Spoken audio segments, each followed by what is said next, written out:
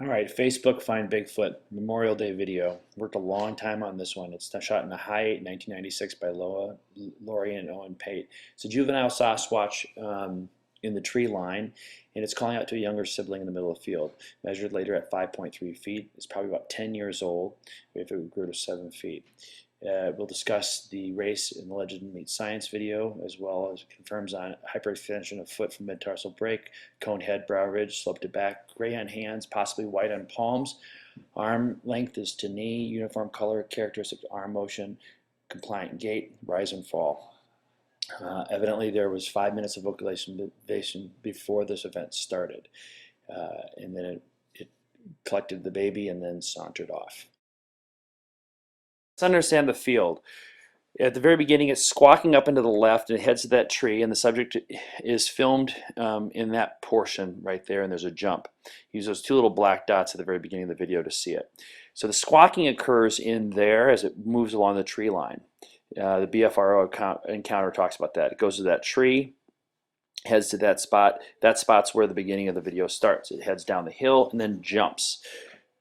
Okay, goes behind that little hill there. There's a delay, and then it saunters off slowly off into the woods to the right. Okay, the full clip. We're going to put the audio. There's a filmer, there's a skeptic, there's a drunk. He was right behind that tree. I'm freaking. Yeah, I'm scared. I could make $1 million. That's a guy with a big haircut. Sure is ambitious, running a lot. It's a Bigfoot. That's not a Bigfoot. It's a Dickfoot. It's all on video. I've only had 2 drinks. Me too, too many. And we're going to do it magnified. It's blurry, but it gives it just a general motion of what's happening here. And I think it's kind of important. And you'll see where the jump is. And then it collects something in that little area there. Looks down, and then it saunters off. And watch the arms moving, and they move all the way. We're going to go into great detail there as it just as it moves. Okay, so now we're going to do some still shots here. Okay, this is probably the best still shot. You can see the coned head. You see the brow ridge. We're not going to highlight that because you can see it clearly in front of it. You can see the long arm, and you can see the hand actually, which is gray. And you see the double leg are bent, and the hand is there, and we'll zoom in on the hand. You can actually see the fingers just there. And you see it's all the way down to the knee.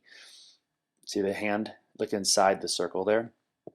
The leap section, the back foot hyperextends as it jumps. At the very end, you'll see the little flick right there. Okay, that little hyperextension is important, and that's that flick up of the bottom half of the foot kind of shows what it is, and you'll see bing right there. There's also some serious hip flexibility. That's not a suit, guys. Part of the problem with Bigfooting is that everyone is trying to discredit every video because everyone wants to have their video.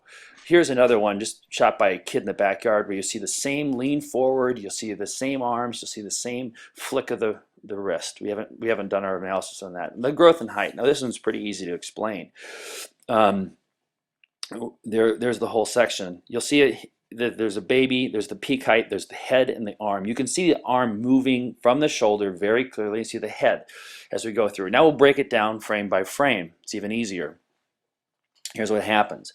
The baby is, at this point, is right there. It's climbing up, and you'll see the elbow and the hands moving up like there. See, it's climbing. Boom. You can see it climbing up the back. See all that motion? There you can see it's almost to the top, the coned head, and the baby on the next frame is right to there.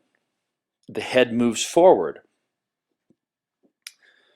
Boom. It leans forward, and then the arm comes down like it's kind of helping it up. Okay, so the right arm was lifting it up. And now you'll see the really cool stuff.